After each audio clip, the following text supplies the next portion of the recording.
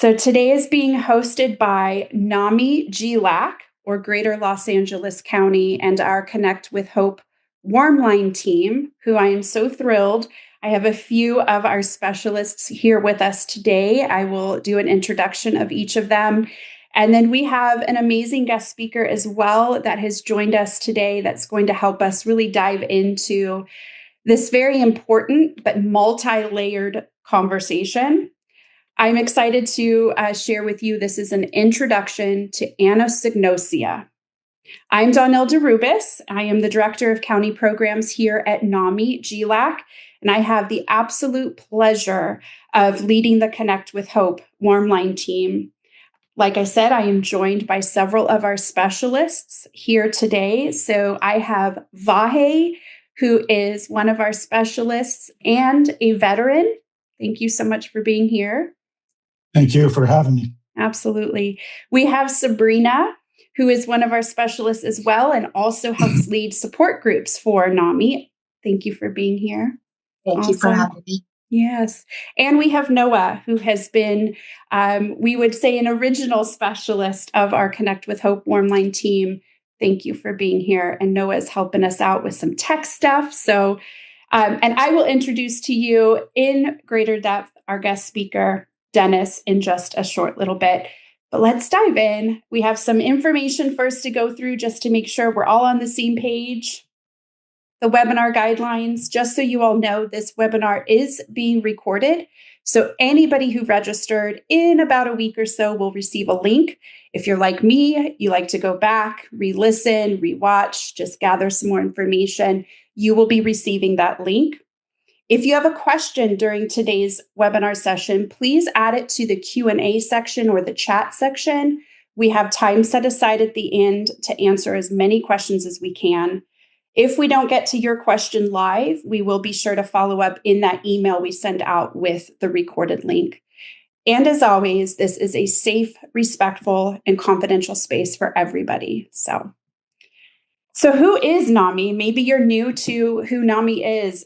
This is NAMI, again, GLAC, Greater Los Angeles County. We have several chapters throughout Greater Los Angeles County to help support all of the communities.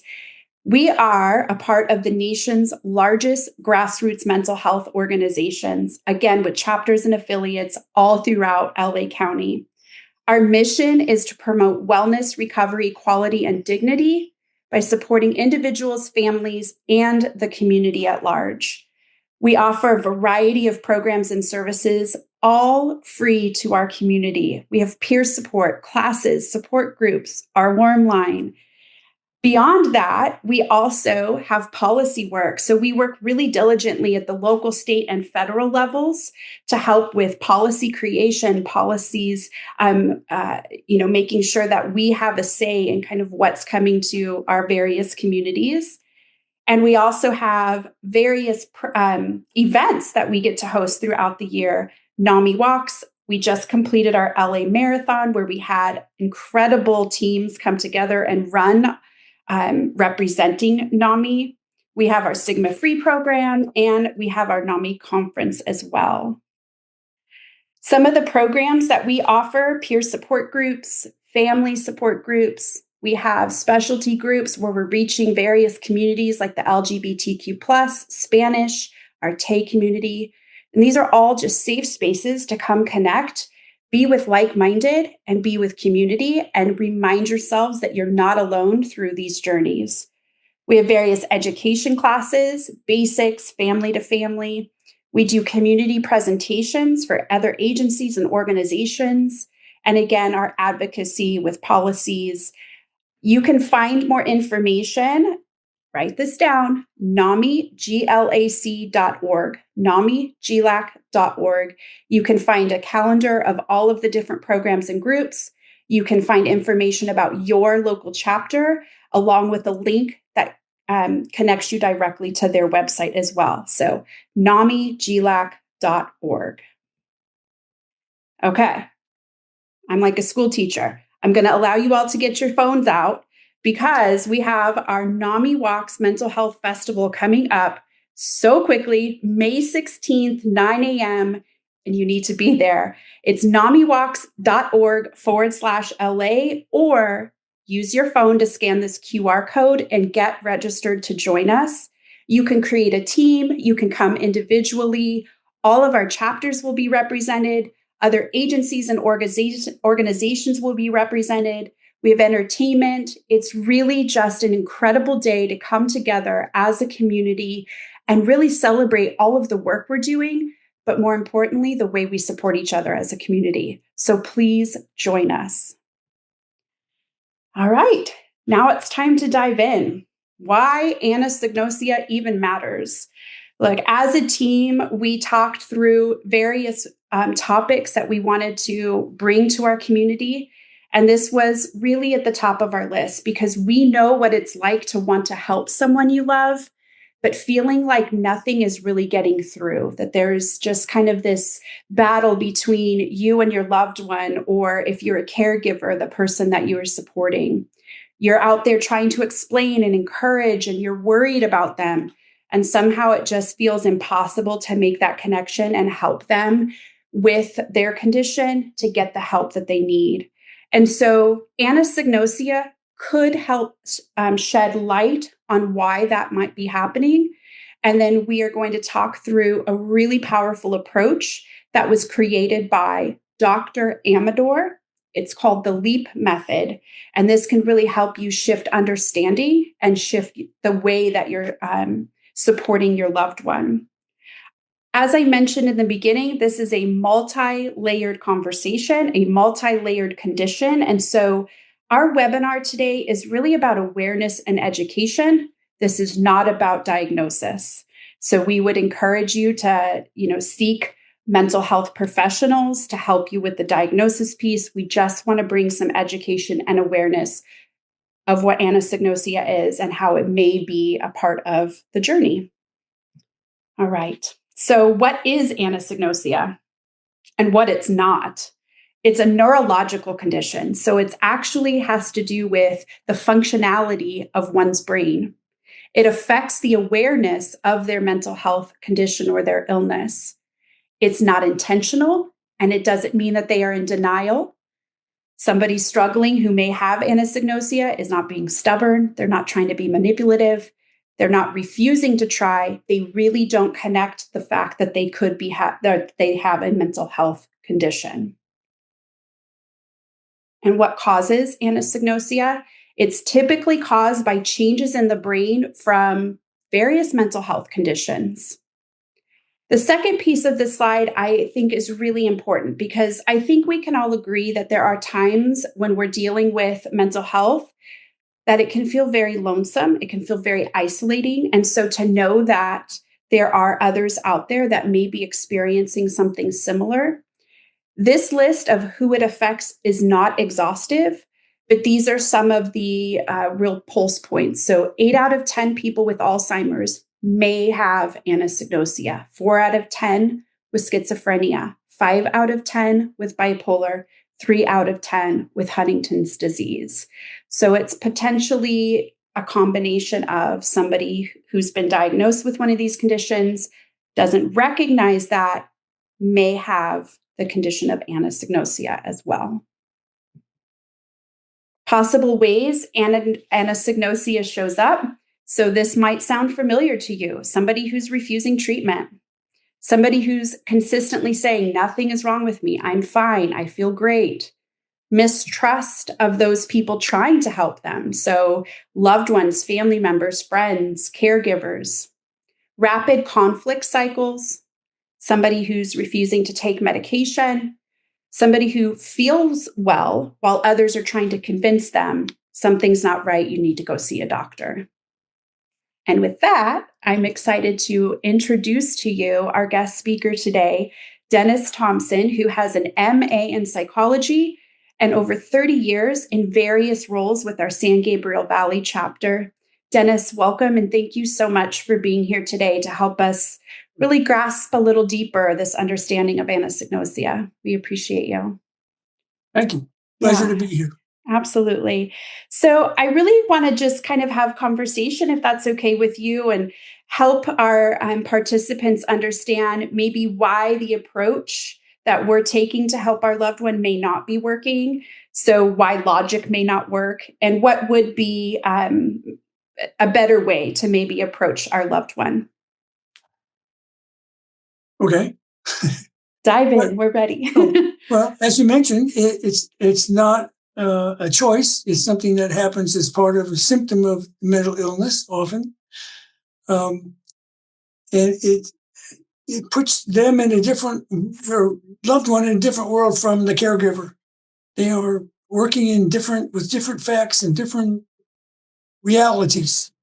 And that's why it's often difficult to reach across that barrier, especially when caregivers, well, both sides, are stuck are in their reality and unwilling to or unable to perceive that there's another reality out there that they need to get in touch with. That's very difficult, and I think we'll talk a little bit later about why it's particularly difficult for caregivers. Well, it's also difficult for people who are experiencing mental illness, who feel they are not being listened to and not being respected and being discounted and being told things that don't make any sense to them, and asked to doing things that like take meds that don't make any sense in their reality. So it's not about arguing who's right and who's wrong, where we often get, and that, as we maybe all know, is not successful in building a relationship. And what we are trying to do is to build a collaborative, cooperative friendship relationship with our loved one and with our caregiver.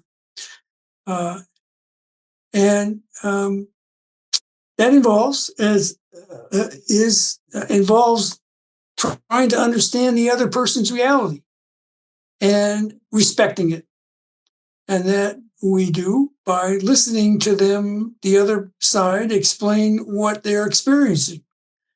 Usually that involves the caregiver listening first and trying to understand without correcting or judging or evaluating their loved one's perspective. And that's trying to convince them they're wrong or tell them where they could be righter is not going to happen, because the old saying in all communication skills is somebody will not listen to your point of view until they're convinced that you have listened to their point of view. That's a reality of all communication skills, and particularly relevant in this case where we're so far apart from our other person in terms of our realities. So that's why it doesn't work to argue with them or logic with them. They're in a different universe. Yeah, that's going both ways. I love something you said there. This says listening over convincing, which I think when we truly care about somebody, it's really hard to remind ourselves that we don't have to fix the situation. That's not really what we're there for. It's more about being that supportive person. But the idea of doing that, listening over convincing without judgment, that's so powerful. So thank you for that, reminder. I think that's really important. I think it's important to remember that that's a very, very difficult on both sides to make that switch. It's a deep emotional shift that has to occur on both sides to listen to the other guy without trying to correct them. Yeah, absolutely. It's not easy. Takes practice, I would imagine, right? Absolutely. And it's like one conversation at a time. Yes. Yeah, that's great. So, managing your health, like if I am the person who may be struggling with a mental health condition, we know managing that requires trust in our loved ones, the people we put around us, doctors.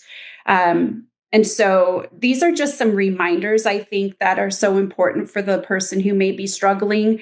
And that is that they get to define their own goals, look at what feels like it could be getting in the way, and how can they, remove those barriers or remove those challenges. Talking about what bothers you, not labeling.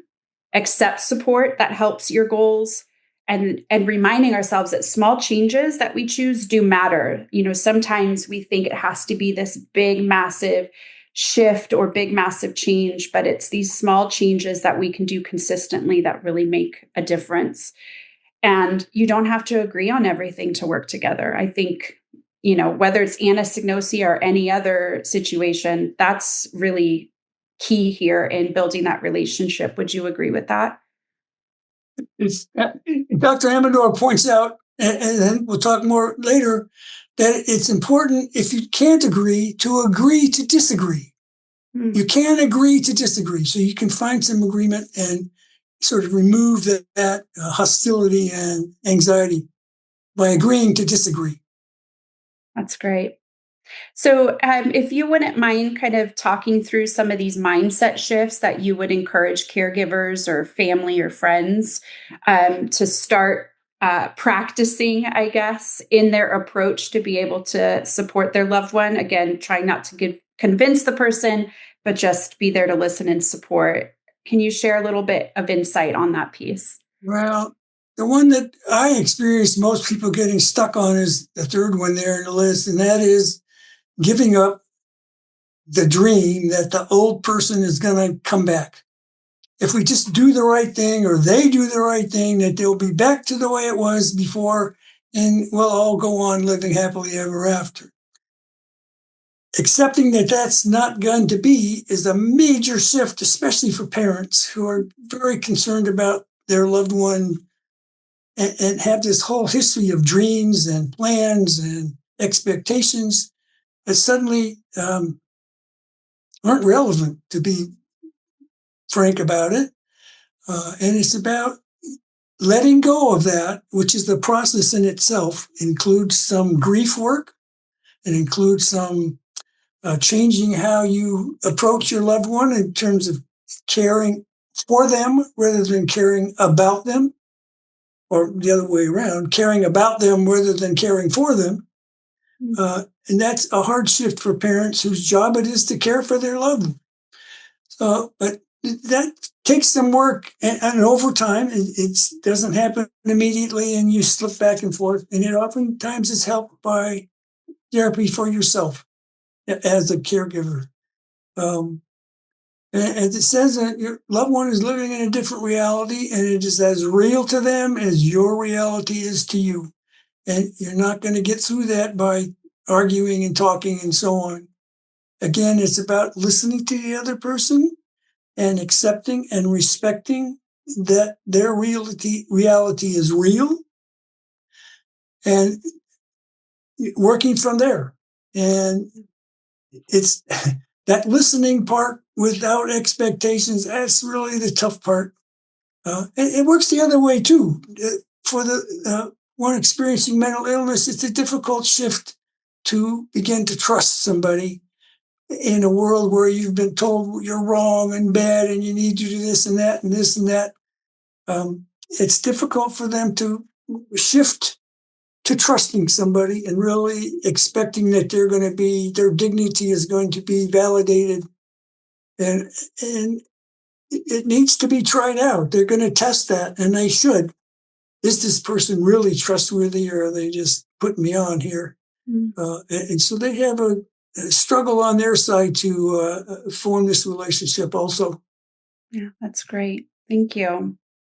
So I think there's this idea of letting go without giving up. And I think the Warmline team could speak to this. We have a lot of callers, families in particular, who feel like they've come to a place they just don't know what to do anymore. And so it may feel like the time to give up is there, but I think speaking to, the top one here, letting go of old expectations and really coming to a place where you're accepting, that this is the new situation, this is the new journey, or this is the new reality. So there's a way to let go without giving up on our loved one. And like you said, just letting go of those old expectations, shifting from fixing to supporting. And, again, the Warmline team could speak to this. There's times we have to remind ourselves as well that we're here to support the callers, We're not here to fix the situation. And so for caregivers and loved ones, I think allowing yourself the space and time to come to that conclusion as well is really important. Just being compassionate, just as a human, right? Kind of almost separating yourself from the fact that this could be your son or daughter or your best friend or whoever. Just, this is just another human, and making room to know the new person, who this person is now. That doesn't mean in any way that you have failed. This is actually growth. And I as these things are practiced, these different tips, I think you really start to see progress that you have been hoping for, but you have to give yourself that time and recognize again that it's not a failure. That's fantastic. This is really, I think it's important to underline that line growth. It is personal growth required, and that personal growth takes work, and it takes some intention on whoever is the growing part.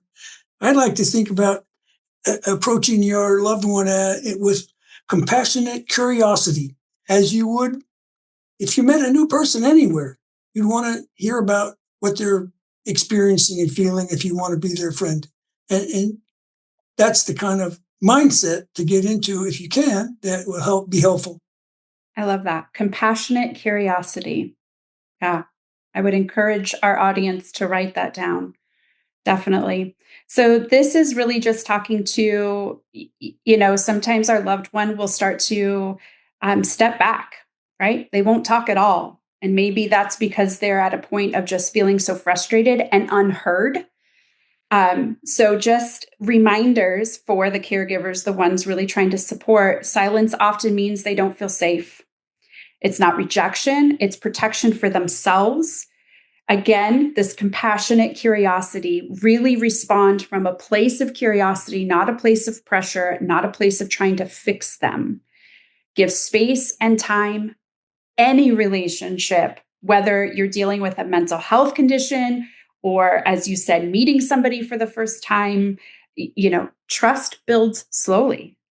That's just a reality. So here's a little example of something a caregiver could say, right? It seems like you don't feel comfortable talking right now. I'd love to connect when you're ready, right? Just kind of giving that person the authority over the journey versus trying to take control of that situation.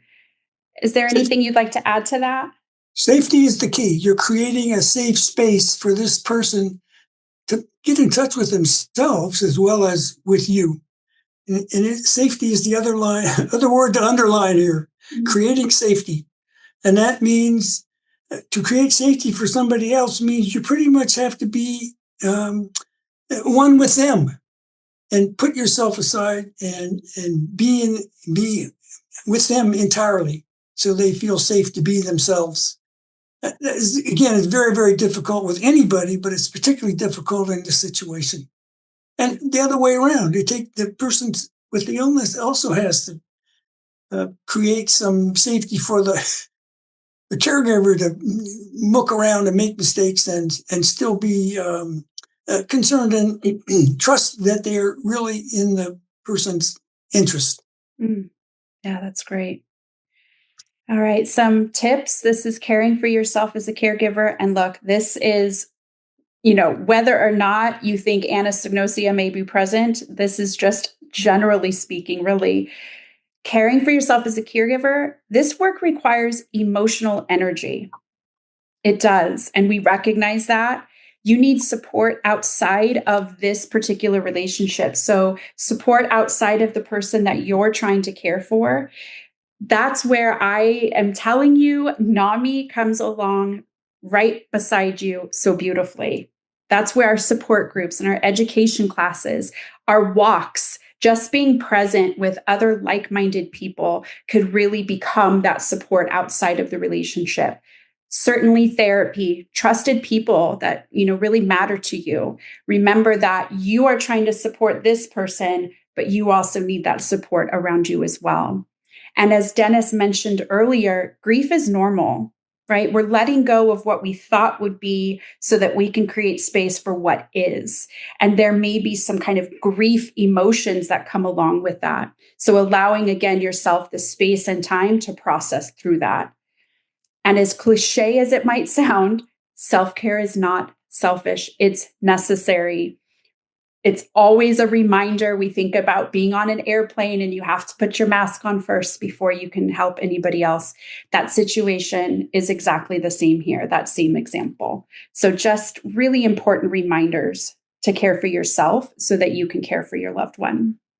I would like to underline that too. Yes, absolutely. My work in support groups, people get so involved and invested in helping their loved one that they wear themselves out. It's very emotionally draining to deal with on both sides with trying to reestablish this relationship and not having a good one, especially with parents and children who count on each other as core support people.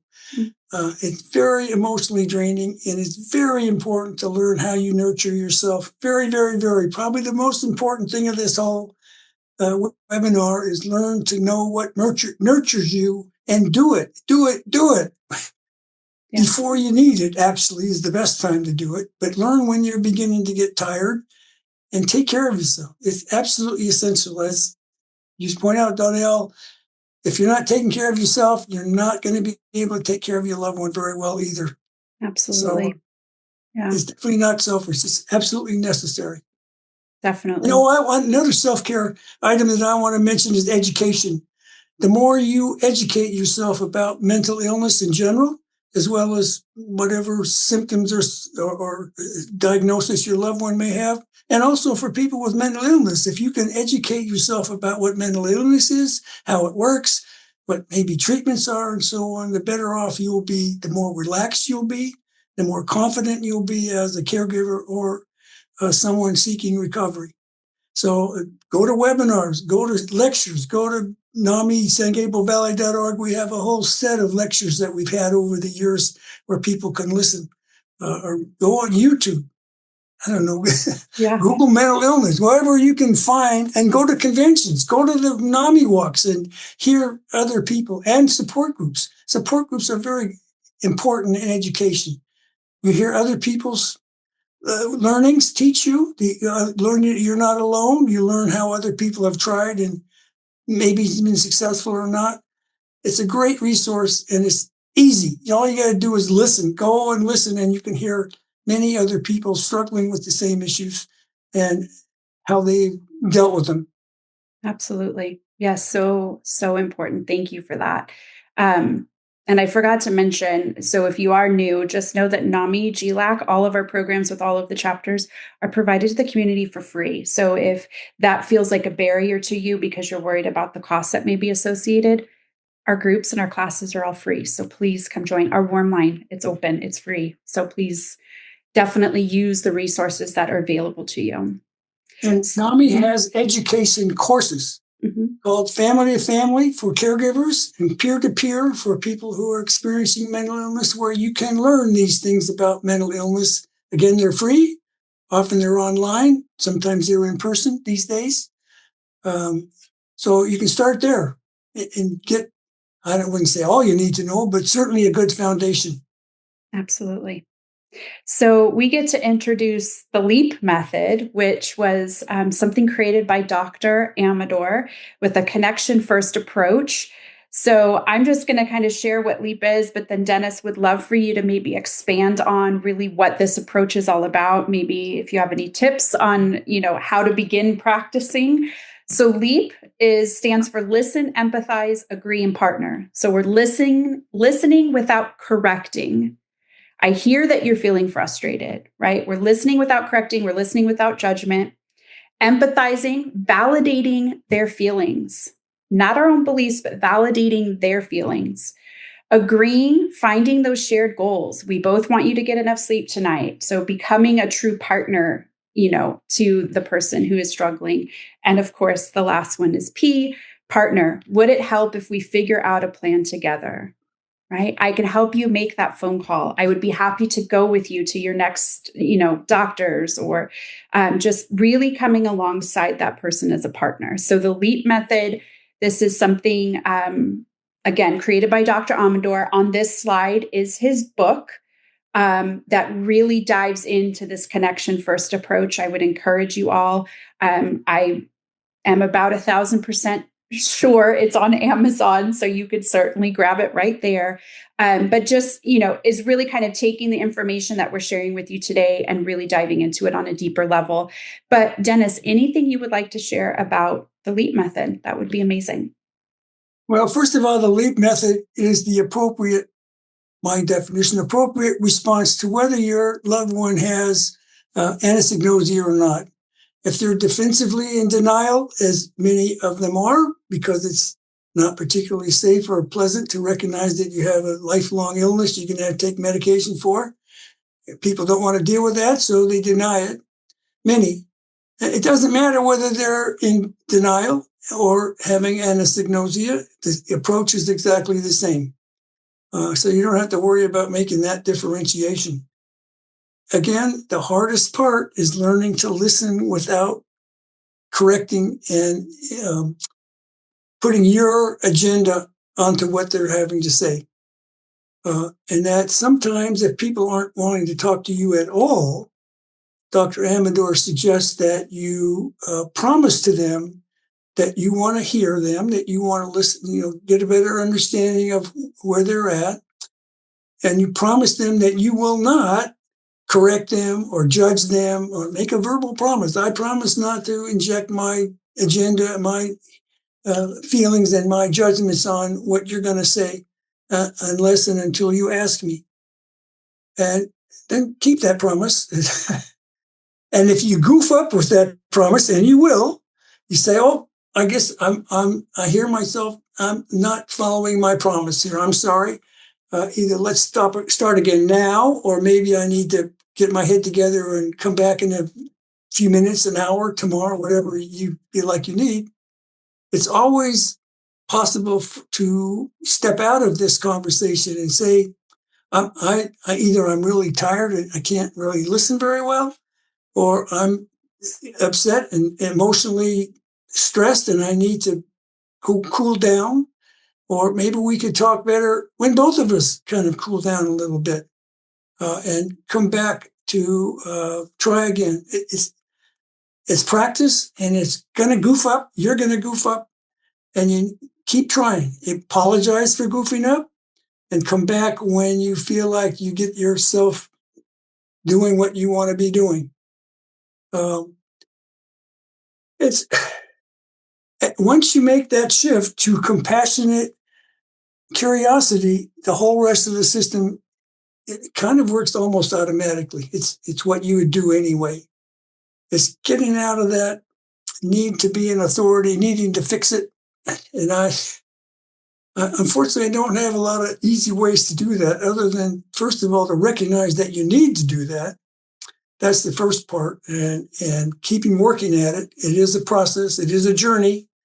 And on the other side of the person with the illness, they can have to learn how to be vulnerable, how to share themselves. And that's pretty scary too, for all of us, unless we really trust the other person. It's scary to be vulnerable and expose your thoughts and ideas to criticism, perhaps. And certainly people with mental illness know that their thoughts and ideas are criticized by everyone. By caregivers, doctors, friends, neighbors, whoever. They all want to say where you're wrong and what you should be doing right. So It's very difficult for them to step back from that and begin to see that maybe it's safe. Again, safety is the key, creating a safe space for this to happen. Yeah, thank you for that. I correct me if I'm wrong, but I really feel like that trust building really starts to happen. It has to start to happen here at the listening stage, with this idea of like recognizing if you make a mistake, apologizing for that, and then making the correction in the behavior or the conversation. Yeah, I just really feel like this is where trust and with the trust then comes the safety. Yes, absolutely. Yeah, that's amazing. So these are some do's and don'ts. Again, the do's are really all kind of wrapped up in this idea of the LEAP method. So just listening more than you talk, empathizing with their feelings, even if you don't agree. That's not, the point of the conversation or the point of the support. Agree where you genuinely can in values and goals, in the shared struggles. And then again, partnering with them on next steps instead of pushing solutions. And then, of course, the don'ts, all the things that Dennis has shared and we've talked about. Just don't argue. It's not about proving them wrong.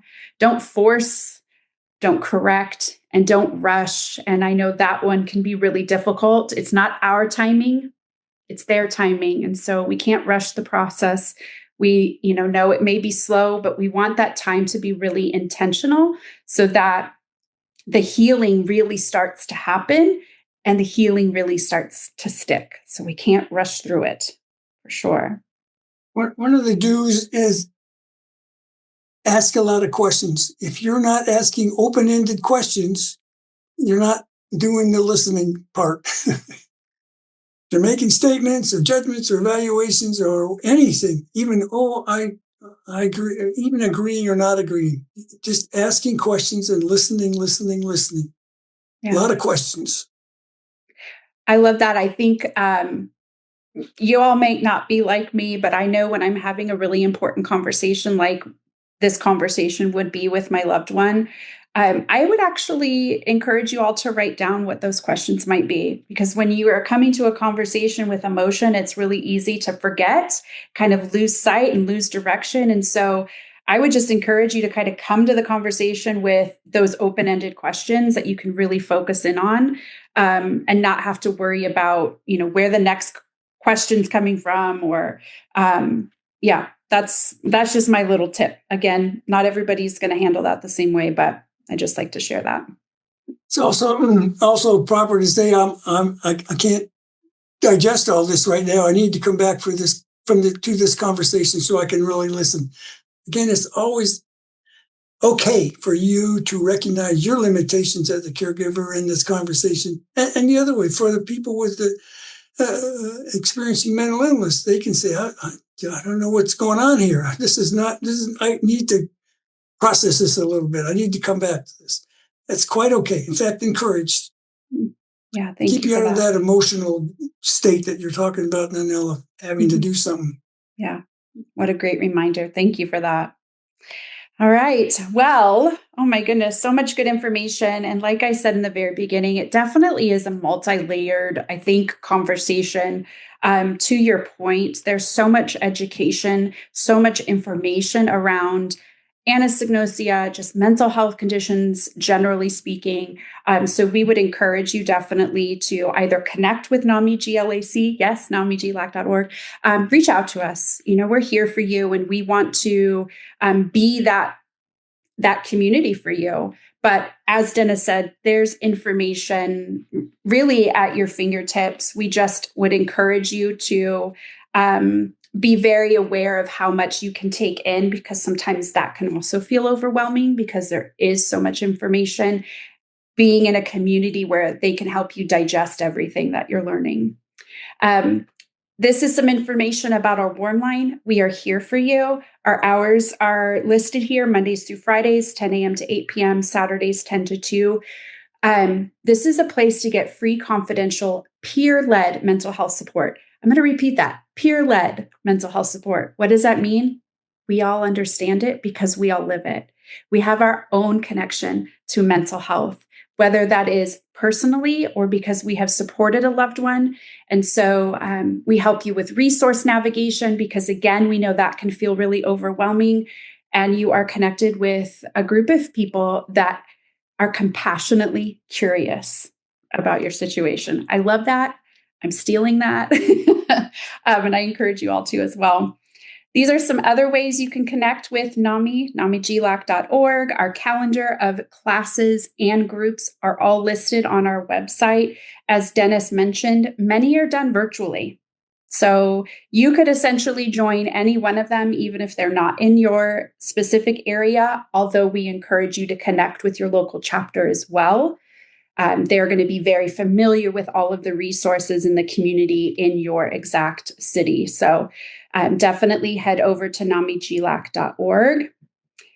One more reminder, if you haven't grabbed that QR code, please, we would love to see you on the 16th. It really is just an incredible morning of coming together. So with that, I am going to open it up.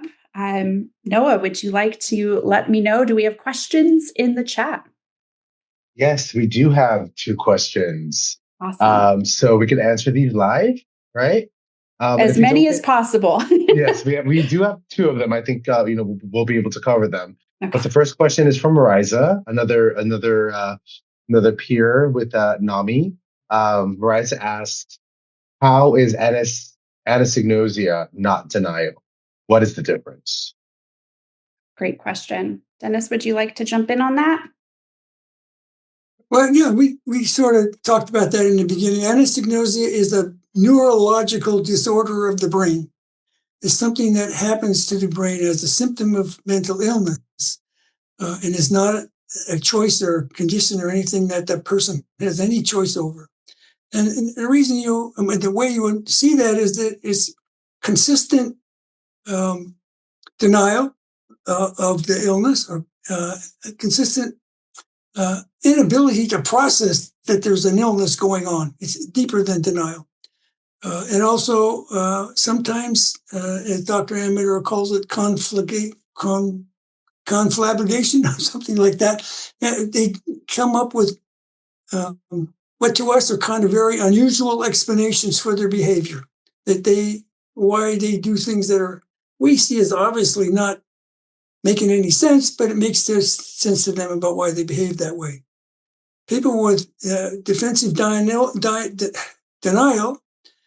are often kind of inconsistent. Sometimes they'll be more in denial than others. They're oftentimes more angry and distrustful. To circle back a little bit, it's also possible anosognosia is sometimes partial. Their anosognosia denial about some aspects of their illness and not about others. So it's kind of depends on the individual at different levels of anosognosia. The defensive denial is pretty consistent. It's about everything. I don't want to deal with this. Make it go away. So it's more emotional.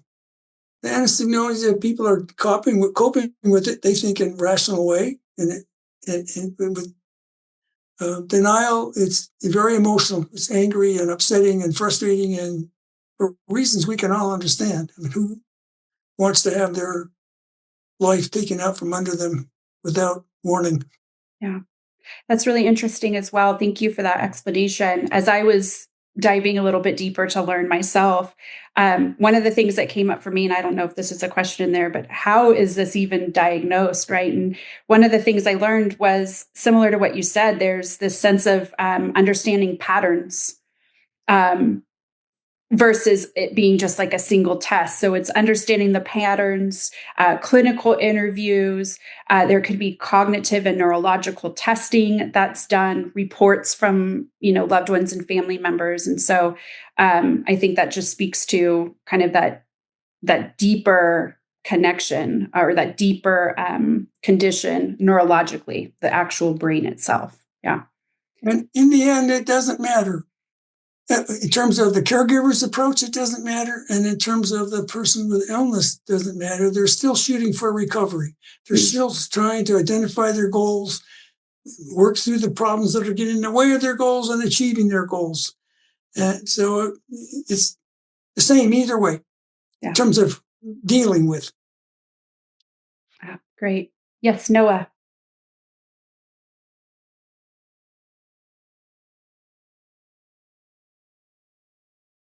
Yeah, so it looks like we have some questions that are popping up in the chat. So I want to remind everyone to please add your questions to our Q&A section, and we will get through them as soon as possible. And we also have some comments that are coming up in the chat as well. And if you could add those into the Q&A section as well, they may not be framed as a question, but we could respond to them appropriately. And if we don't get to them, we'll definitely be able to send you an email with a follow-up on those questions and comments. Also, you will be receiving a copy of a recording of this webinar as well. So please feel free to add those questions. I see them in the queue in the chat. We'll get to those, but it's easier to refer to them in the Q&A so they are in order. So I'm going to get to the next question with Rick. Hi, Rick. NAMI South Bay in the house. He has a question about if you can please expound on the de-escalation of a loved one in severe severe crisis. Who believes you're the sick one and doesn't want your help? What's next? Listen and empathize. I hear that I am the problem and that I am the cause of your discomfort, period. Would you maybe suggest that they bring in maybe another party into kind of that circle of support that is trusting or trustworthy? I would ask them what they feel like might help. What do you think might help us to have a better relationship? I love that. Stick with where they're at and their solutions are going to work for them better than our solutions. So if you are totally stuck, you might ask, are you open to my suggesting some other solutions? Ask for their permission for you to give your ideas. They may agree, they may not, depending on how angry and frustrated they are, and you go with whatever their answer is. That's great. So it's really, again, making them the authority, right, of Absolutely. how things are going to move forward versus stepping in and taking control. Yeah, that's great. Thank you. Noah, what's our next question? We have a few minutes left, so we can get to a few more. Okay, we have about 10 more minutes. So a question from Teresa. ASD relevant? I'm sorry, I don't understand that. ASD relevant? That is the question. And if Teresa, if you could go into the Q&A section and is to expand on that question, definitely we will get to that. And if we're not able to answer that over the Q&A, we'll definitely email you. And another one, Tahira. Do you have something to share? Chris also put it in the chat, but not to assume, but she might have been referring to Autism Spectrum Disorder I see. For ASD. Okay, thank you. So in regards to ASD as an Autism Spectrum Disorder, the relevancy of that in anosognosia, or is that a whole other another topic to discuss? I'm not real familiar with autism. I would imagine anosognosia can occur in that situation as well. I don't know. I can't speak to that with any authority at all or experience. Yeah, that's a great question. We can also make note of that one in particular. And if we're able to find any information on that, we can provide it in the email. But that is, it sounds like that's something to explore, certainly. Yeah. Okay. Noah, is there another one? I will make a note of this one in particular. Sure. From Corey Henson. They ask, I would love to leap, but my loved one is intentionally hiding her illness and avoids talking to us. How can I engage her safely? So safety. Well, all I can do is reflect. You suggest I love you and I would like to have a more productive relationship with you. How can we do that? I'm experiencing that you are frightened of me or of talking about this. Is that true? Is that so? And also, asking those questions are very intrusive. So I need some time to respond to those questions, especially if the person has built up a lot of defense. They're not going to trust the simple change of language one time. It's going to take some time for them to experience the safety and to get into it little at a time and test it out. And the best you can do as a caregiver to that situation when they won't talk to you is to say, I would like to talk to you. How can we do that? Again, putting them in the driver's seat about what their solution might be. Great. All right. I think we have time for one more. One more. Okay, we have one from Nami San Gabriel Valley from Lavita. Hi. She asks and comments, hi, great information today. My question today is, how do you encourage someone with this diagnosis that is always defensive and in denial to take anger management or participate in a group for support to get help or therapy? Again, the question is, how do you encourage someone with this diagnosis that is always defensive and in denial to take anger management or participate in any group for support to get help or therapy? Well, the short answer is provide a safe space. They're not feeling safe with you or in general. Again, it's practicing the LEAP method, listening to where they're at. You are not trusting me. You're not feeling safe with me. Is that correct? How can we get better at that? I want to make a pitch here for the book. This will answer a lot of those questions very specifically, gives you language and questions like, what do I do when my loved one is defensive or won't talk to me? He talks to every one of those questions in this book and gives specific answers and examples and ways to do that. He's also available online. If you don't want to read the whole book right off and you want to see what it's all about, you can go online, Google Dr. Amador or I'm Not Sick, I Don't Need Help, and you'll end up with some YouTube videos where he presents his approach and models it and talks about what it is. And you can just listen and see whether it appeals to you. So there's a lot of ways to access this, and I can't say enough. It's the answer. It's the only answer, as far as I know, to how to reach somebody that is defensive and frightened and or suffering from anosognosia. Forming a cooperative relationship with them is the only avenue we have to reach them and help them toward their recovery.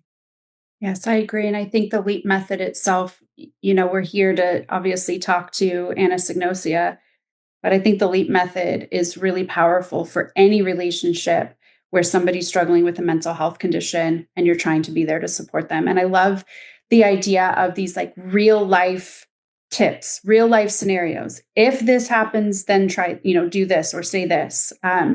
Because I function very much like that. Just tell me how to do it. What needs to happen in this case.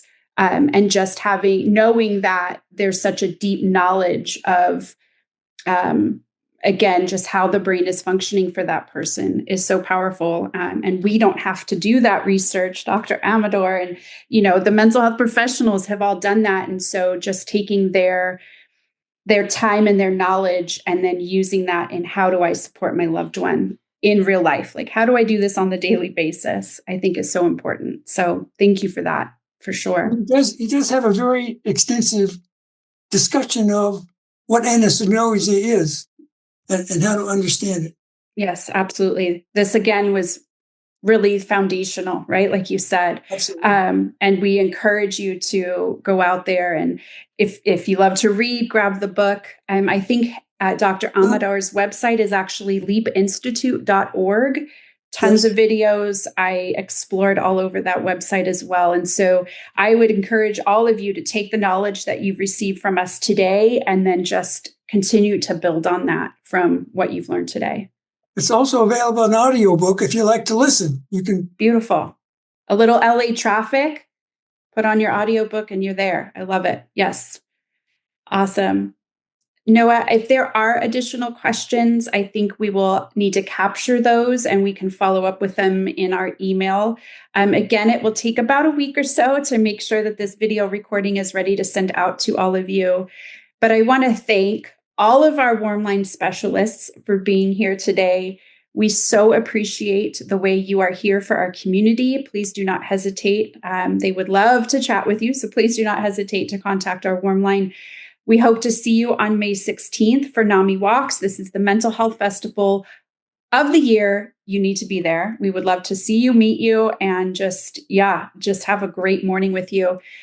And I would like to personally thank Dennis for all of your time, your knowledge, just spending your afternoon with us today. It was really a great opportunity to meet you and then just be able to have this discussion. So thank you so much for your knowledge and time. We appreciate you. Welcome. I'm privileged to be here and share what I know.